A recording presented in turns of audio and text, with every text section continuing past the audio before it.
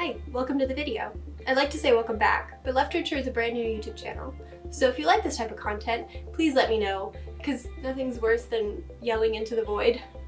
Today I wanted to bring you a quick refresher on literary theory, because I know some of you didn't pay attention in high school, and I have to put my English degree to some use.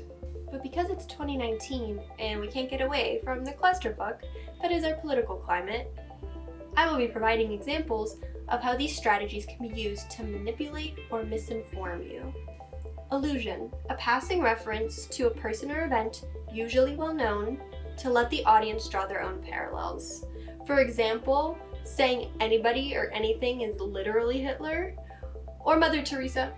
You can also allude to something being a disaster by saying it's the new fire festival, because that's new and hip and relevant. Analogy, simply comparing two unlike things, usually more extensively than a simple simile. Be wary of anybody using an analogy in the news. Analogies often compare two things that have very little to do with each other, by definition.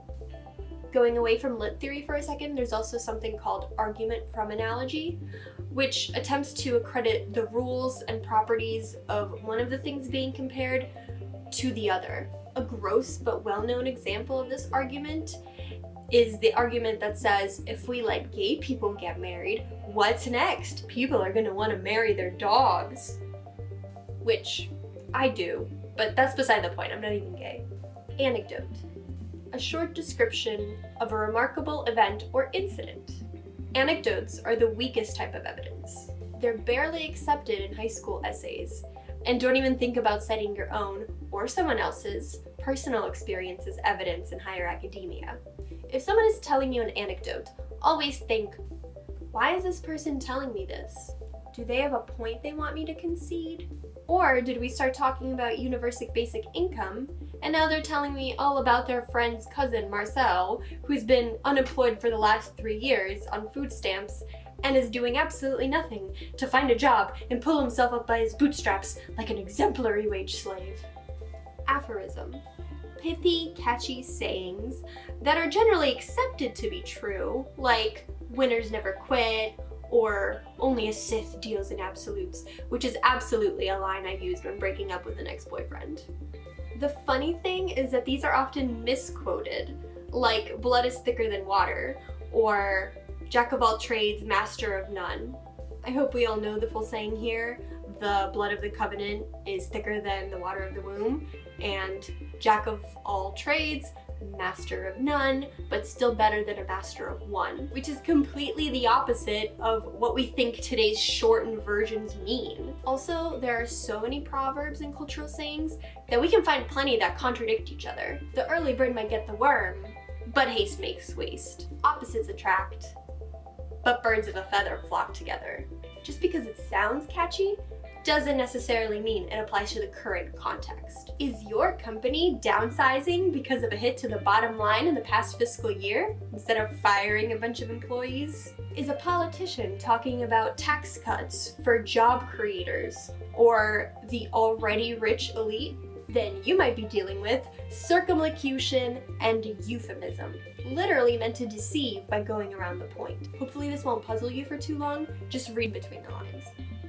This is used to deceive, or more benignly, soften a blow. How is the battery already fucking dying? Connotation. Anytime anyone uses emotionally charged words, ask yourself why they feel so strongly about the point they're making. Are they swaying your opinion by calling a new law outrageous? Are they saying that someone is demonizing their favorite politician, when in reality the action falls more under straight up criticism? If they're doing it habitually, take their words with a grain of salt, which is an idiom that means don't believe everything they say. Hyperbole, basically exaggerating. Fine when you're at brunch and you're so hungry you could eat a horse. Not so fine when PragerU says the left ruins everything. This is the worst type of clickbait. Really? Everything? Also, do me a favor and never watch PragerU. The Venn diagram of people who should watch this and especially my upcoming videos, and PragerU viewers are two completely separate circles. Metonymy.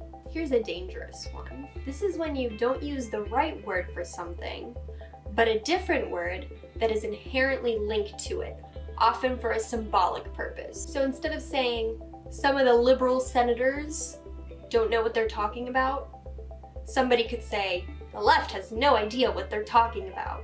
Instead of a bunch of paste-eating racist bozos pushing a bill to stop immigration from some countries, the United States passes a bill to stop immigration from Muslim countries. Synecdoche. Like metonymy, but usually you're using a smaller aspect of the object to talk about the object. Such as saying, how many swords do we have? When you really want to know how many troops you have with which to march into King's Landing and take back the Iron Throne.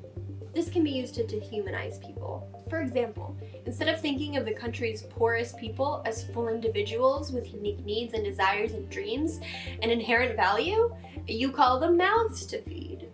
Syntax. Syntax is the ordering of words in a sentence. In this case, I'll specifically be talking about when it's used to create something called passive voice. Active voice is when the person doing the action is clear in the sentence. Bush sent US troops into the Middle East to waste their time and die. But we can make that sentence a lot friendlier to 43 by taking him out of the sentence, turning it into passive voice. US troops sent into the Middle East to waste their time and die. And with that historic revision done, I'm accepting offers to be the next White House press secretary. There you go, some examples of basic literary devices and how somebody with an agenda can use them to change minds. Let me know in the comments below if I missed anything or any of your favorite examples of these strategies being used in news, in rhetoric, anywhere. If you like this video, like, subscribe, hit the little notification bell, and I will see you in my next video.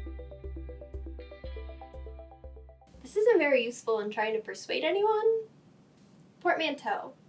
A word blending the sounds and combining the meanings of two words.